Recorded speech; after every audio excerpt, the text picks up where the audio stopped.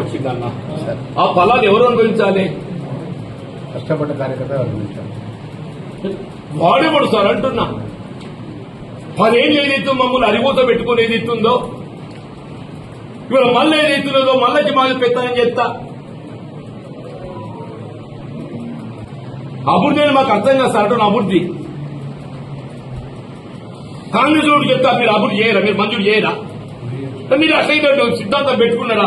Only party ఫిర్యాదు చెప్తే పని చేస్తా అని చెప్పని పెట్టండి, బోర్డు పెట్టండి. పార్టీ ఫిర్యాదుదారునికి అవకాశం, ప్రతిపాదన. అట్లయినా కాంగ్రెస్ పార్టీ పెట్టుకున్నది ప్రభుత్వం కాదు సార్. రాజకీయంగా క్లారిటీ ఉండాలి. ఇప్పుడు మనం యుద్ధం చేస్తుంటే మనం ఎవరితో యుద్ధం చేస్తున్నాం అనేది క్లారిటీ ఉండాలని ఉండదు సార్. మనం ఏ పక్షం ఉన్నాం? మనం శత్రుపక్షం వచ్చి మనం పక్కన సొచ్చి వాడు పక్కన బల్లెం పెట్టి కొడుతుంటే మేము ఎక్కడికి వెళ్ళి కొట్లాడతాం? ఏముందని కొట్లాడతాం? మనం ప్రత్యర్థి వచ్చి మనం పక్కన వచ్చేది ఇస్తుందో పక్కన బల్లెం పెట్టి కొడుతుంటే నువ్వు ఎట్లా ఎవరిగా కొట్లాడతావు? అభివృద్ధి అంటే ఏంటి? మీరు పార్టీ ఫిరాయించడం చెప్తే అభివృద్ధి చేస్తాం తప్ప మీరు చెప్తే చేయరా? అంటే మాకు కనీసం ప్రతిపాదించే ఆలోచన లేదు సార్. మాకు కాంగ్రెస్ లో తెలివిలేదు రాజ్యం ఎట్లా చేయాలను. కాంగ్రెస్ లో తెలివిలేదు సార్ రాజ్యం ఎట్లా చేయాలను. మాకు ఎట్లా పొట్టు నింపుకోవాలో మాకు తెలియస్తారంటూ నేను ఇప్పుడు మొత్తం జగిత్యాల నియోజకవర్గం ఏదైతుందో వాడు అదేంటి builders private limited, Gauri Shankar infra builders private limited, Gauri Shankar infra builders private limited. వాడు పొట్ట నింపాలి. వాడు ఎవరు సార్ అడుగుతున్నాను? దయచేసి ఒకటి పెట్టండి. Who is this Gauri Shankar infra builders private limited?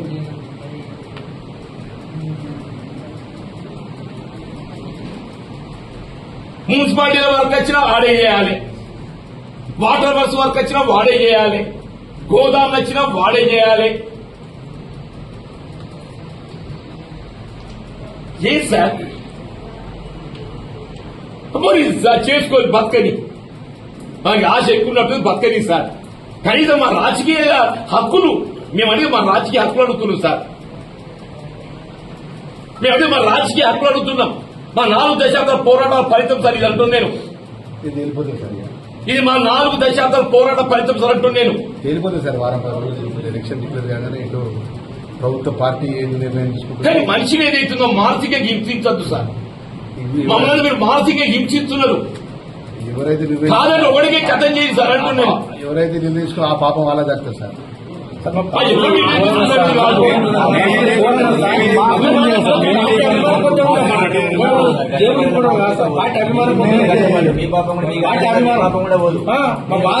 Elected MLAs మీకు విశ్వాసం లేదు మరి ఎంత కనబడుతుంది?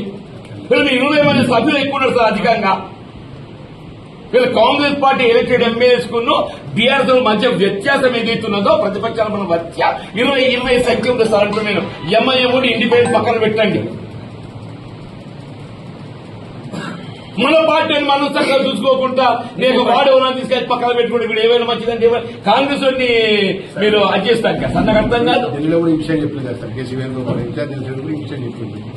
పార్టీ ఎందుకు తీసుకోవాల్సి వచ్చిందనే విషయంలో అరే గంగని నువ్వే నన్ను చేసింది ఇట్లా. శ్రీధర్ బాబు గారు నన్ను సత్యం చెప్తున్నా. మానసిక హింస గురి కావడానికి కారణం ప్రధానంగా శ్రీధర్ బాబు గారు 2 లక్షల మరి ఇల్లు ఇస్తారని చెప్పండి.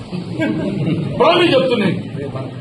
ఆమెను గెలిపిస్తుండే వడ్డీ నాన్న ఏదైతుందో ఆ మేకలుగా ఇట్లా బలిచ్చినట్టు ఇచ్చినట్టుండే. పార్టీ ఖర్చు పని చేసిన కాబట్టి మీరు మీకు దుఃఖం జరగద్దని మేము ఏమైంది జడ్జిమెంట్ ఏమైంది అంటున్నా. ఏమైంది అంటున్నా. 50 సంవత్సరాల కాలమే కాదు సార్. నేనేమంటాను నా కొరకు అడుగుతాను. నాకే పదవి అక్కర్లేదు సార్. మీ గురించి కాదే దయచేసి నాకే పదవి అక్కర్లేదు. సార్ మీ గురించి మిమ్మల్ని చెప్పిన మా ఊరకు నాకు కావాలంటే 24 గంటలు బతకత్తా అని చెప్పి నేను 24 గంటలు బుక్ ఎక్కెత్తా అని చెప్పి నేను. నాకు కాదే నా కార్యకర్త హక్కులు నేను కాపాడాలి.